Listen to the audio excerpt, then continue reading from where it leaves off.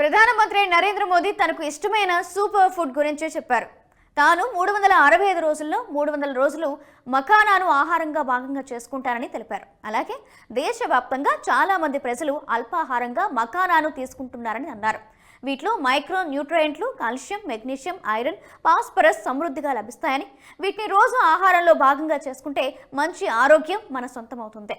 అయితే వీటిలో ఉండే యాంటీ ఆక్సిడెంట్లు క్యాన్సర్కు వ్యతిరేకంగా పోరాడతాయి, టైప్ 2 మధుమేహాన్ని అడ్డుకుంటాయి, రక్తంలో చక్కెర స్థాయిలను బ్యాలెన్స్ చేస్తాయి, జీర్ణ వ్యవస్థ పనితీరును మెరుగుపరిచి మంచి బ్యాక్టీరియాను వృద్ధి చెందిస్తుంది.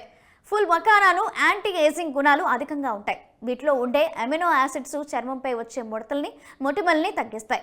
ఇందులో ఉండే కాల్షియంతో పాటు ఎముకలు, దంతాలు బలంగా ఉండటానికి తయారు చేస్తాయి. అలాగే ఎదిగే పిల్లలకు ఇది మంచి పోషకాహారంగా నిపుణులు చెబుతున్నారు. 100 గ్రాముల మకానా తింటే శరీరానికి 340 గ్రాముల క్యాలరీలు అందుతాయి. వీటిలో ఫ్యాట్స్ శాతం అసలు ఉండదు, కనుక బరువు పెరుగుతారనే భయమే లేదు. రోజులో 30 గ్రాముల వరకు మకానాను తీసుకోవచ్చని నిపుణులు సూచిస్తున్నారు. హార్మోన్ల బ్యాలెన్స్ చేస్తాయి, అలాగే ఒత్తిడి, రక్తపోటును తగ్గిస్తాయి.